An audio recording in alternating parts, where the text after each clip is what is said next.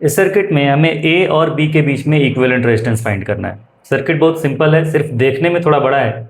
बहुत सारे बच्चों को ये रजिस्टर्स इजीली पैरेलल में विजुअलाइज हो जाते हैं, ऐसे ही ये तीनों पैरेलल में, ये तीनों पैरेलल में विजुअलाइज हो जाते हैं। लेकिन कुछ बच्चों को सर्किट बड़ा होने की वजह से कन्फ्यूजन होता है, तो ऐसे बच्चों को हम ऐसे समझा देते हैं कि अगर ये पॉइंट ए है और इससे ये सॉलिड लाइन से कनेक्टेड है, तो ये वाला पॉइंट भी ए होगा, क्योंकि ये दोनों सेम पोटेंशियल के पॉइंट होंगे, उनको सेम रिप्रेजेंटेशन हम दे सकते हैं।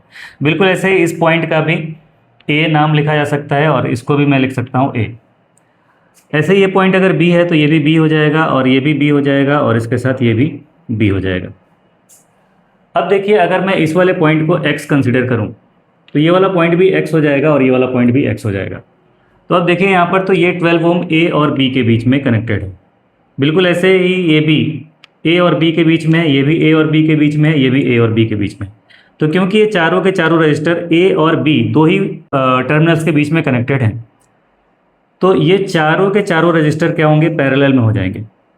और जब ये पैरेलल में हो जाएंगे तो इनका इक्विवेलेंट हो जाएगा, क्योंकि चारों बराबर हैं, तो 12/4 दैट इज 3 ओम। ऐसे ही अगर इन रजिस्टर्स को देखें तो ये 24 ओम है, ये 12 ओम है और ये 8 ओम है। ये भी ए और एक्स के बीच में कनेक्टेड है, ये वाला रजिस्टर भी ए और एक्स के बीच में है और ये वाला रजिस्टर भी ए और एक्स के बीच में है। तो ये तीनों रजिस्टर्स ए और एक्स के बीच में ही कनेक्टेड है और ये तीनों अगर कॉमन पेयर ऑफ टर्मिनल्स के बीच में कनेक्टेड हैं तो ये भी पैरेलल में हो जाएंगे।